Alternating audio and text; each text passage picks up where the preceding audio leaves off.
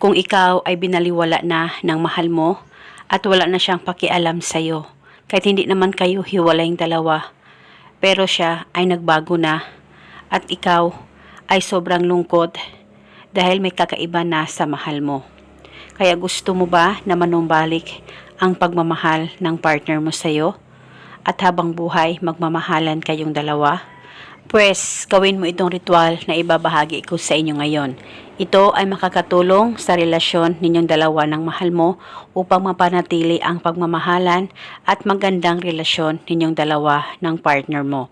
Basta dapat palaging buo ang loob mo sa paggawa nito. Ang gagawin mo lamang, kumuha ka ng papel at panulat.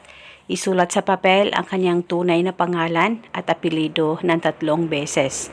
At pagkatapos, kumuha ka ng chili flakes o chili powder kung anong mayroon ka ay pwedeng gamitin.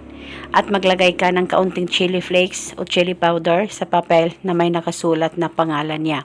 At kung wala kayong chili flakes o chili powder, ay pwede kayo gumamit ng fresh na sili. Hiwain mo lamang kahit ilang hiwa at saka ilagay sa papel na sinulatan mo. At pagkatapos mo na itong malagyan, balutin mo ang sili at ilagay sa ziplock o plastic at dalhin ito kahit saan ka man magpunta. Wala na po kayong kailangan pang banggitin o ibulong na spell, basta gawin itong ritual na tama ang pagkagawa mo at paniguradong manumbalik ang pagmamahal ng partner mo sa'yo. Basta magtiwala ka lang 100% sa mga ganitong pamamaraan.